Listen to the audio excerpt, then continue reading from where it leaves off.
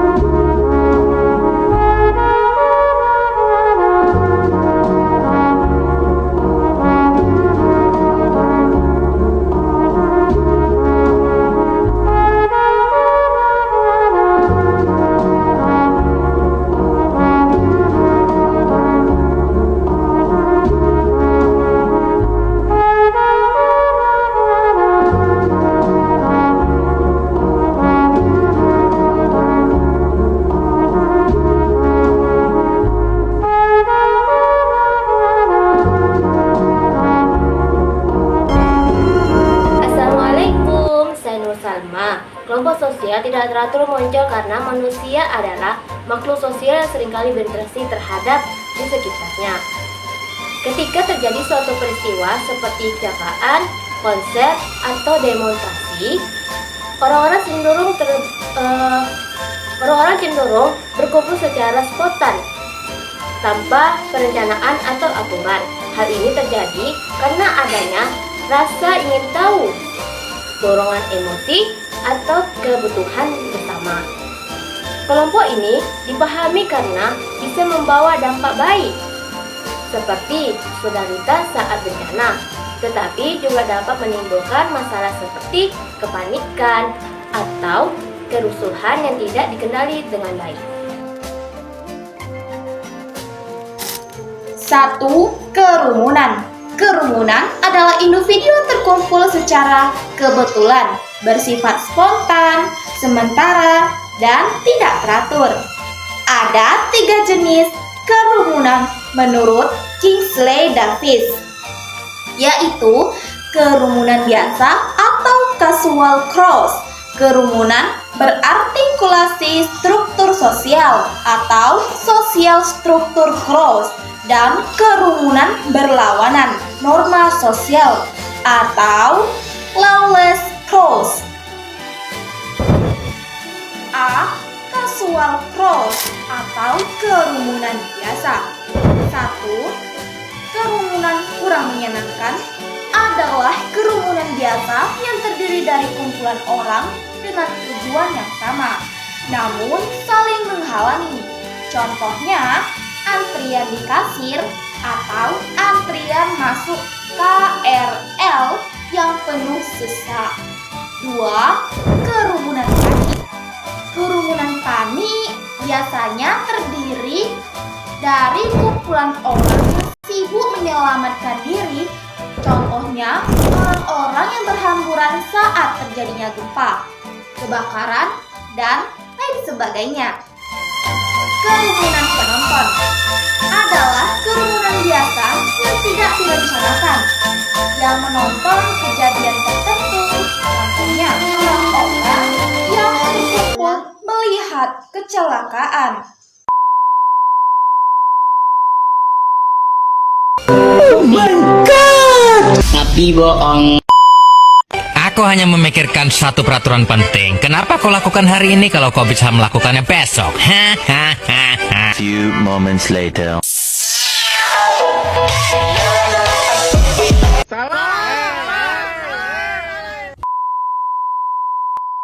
Sosial struktural course, kerumunan beraktivasi berstruktur sosial, berformal audience atau kelompok audience former adalah kerumunan yang mempunyai pusat perhatian, tujuan yang sama, namun berkomunikasi secara pasif satu sama arah. Contoh, pendengar ceramah. Kelompok ekspresif direncanakan adalah kerumunan mempunyai bersamaan tujuan, tetapi pusat perhatian dari masing-masing orang bisa saja berbeda. Contohnya, dalam pesta pernikahan ada tamu yang sibuk mengobrol, ada juga berfoto, ada juga mengelilingi truk makanan. C. Kerumunan berlawanan formal sosial. Ektimos atau kerumunan emosional adalah kerumunan yang bertujuan karena alasan emosional, menggunakan kekuatan fisik dan bertindak kekerasan. Contoh, tawuran antar pelajar biasanya didasari karena perasaan tidak suka sama lain. Immoral cause atau kerumunan immoral adalah kerumunan yang berisi orang-orang perilaku yang bertentangan dengan moral, tetapi juga menggunakan fisik. Contohnya, kelompok menggunakan narkoba dan kelompok penjudi. 2. Massa. Massa adalah kumpulan orang dengan tujuan tertentu yang berkumpul di suatu tempat dalam jangka waktu sementara. Massa memiliki ciri-ciri, yaitu ada 5. Yang pertama, anggota heterogen berasal dari latar belakang yang beragam. Yang kedua, implosif dan responsif, artinya massa bergerak secara cepat dan tiba-tiba menghadapi sebuah situasi. Yang kedua, ada pihak yang menggerakkan, artinya massa bisa terbentuk karena ada individu yang memulai dan pemimpin. Yang keempat, ada tujuan bersama yang ingin tercapai.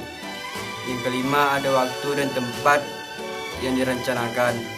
Contoh massa, aksi mahasiswa yang menolak kenaikan BBM, demokrasi buruh terhadap pabrik yang memperkenalkan sejenisnya. 3. Publik atau lanjutan. Ciri-ciri tambahan publik: tidak saling mengenal secara pribadi. Hubungan terbentuk lewat opini atau isu yang sama. Jumlah tidak terbatas dan bisa tersebar luas. Jenis-jenis publik.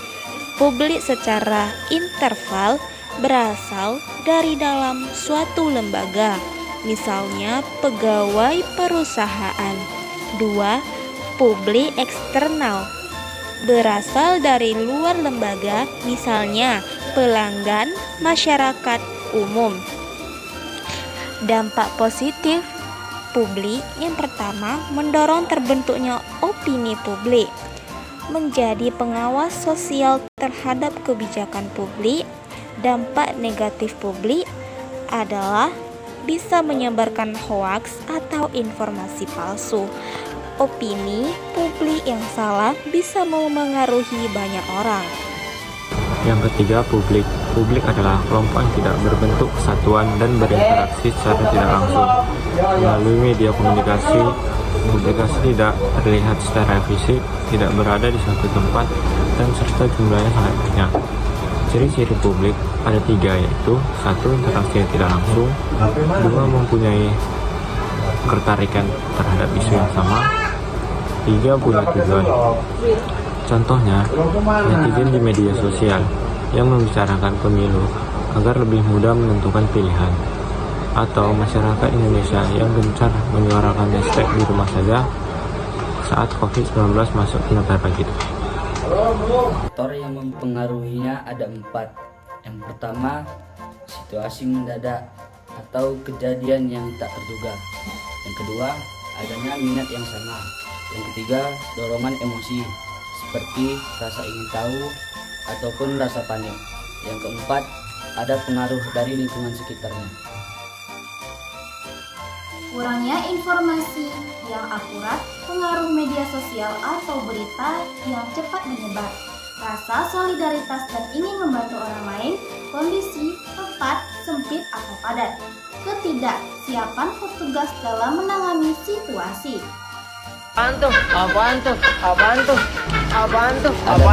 Dari lingkungan Dampak sekitar. positif mempererat rasa kebersamaan, saling membantu dalam situasi darurat. Dampak negatifnya bisa menimbulkan keributan, kemacetan, bahkan kerusakan jika tidak terkendali. Munculnya rasa empati terhadap sesama, memperkuat kerjasama sosial, mempercepat penanganan jika diarahkan dengan benar. Negatifnya, kepanikan bisa menyebabkan kecelakaan atau cedera, memperlambat proses evakuasi atau bantuan, memicu konflik antar warga, menjadi sarana hoaks dan misinformasi. Kendali. Cara mengatasi itu ada 4 cara, yaitu mengaturkan kerumunan dengan petugas keamanan. Yang kedua, memberikan informasi yang jelas kepada masyarakat. Yang ketiga, membuat jalur evakuasi dan aturan tertib di tempat umum. Yang keempat, meningkatkan kesadaran masyarakat untuk menjaga ketertiban.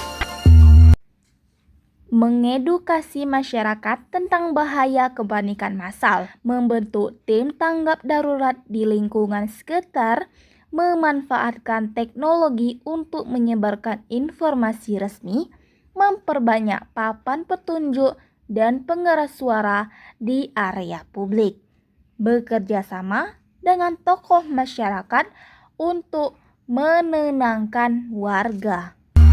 Kesimpulannya adalah kelompok sosial tidak beraturan adalah kelompok yang muncul secara spontan dan biasanya sementara.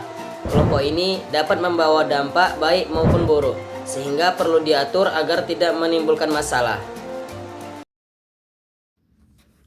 Oleh karena itu, perlu adanya pengaturan dan kerjasama antara masyarakat, petugas keamanan, serta pemerintah agar kelompok tersebut tidak menimbulkan kekacauan.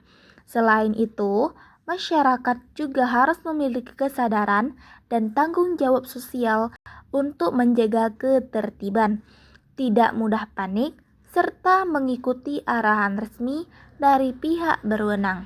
Dengan begitu, kelompok sosial yang awalnya tidak teratur bisa diarahkan menjadi kekuatan positif dalam menciptakan rasa kebersamaan dan solidaritas antar warga.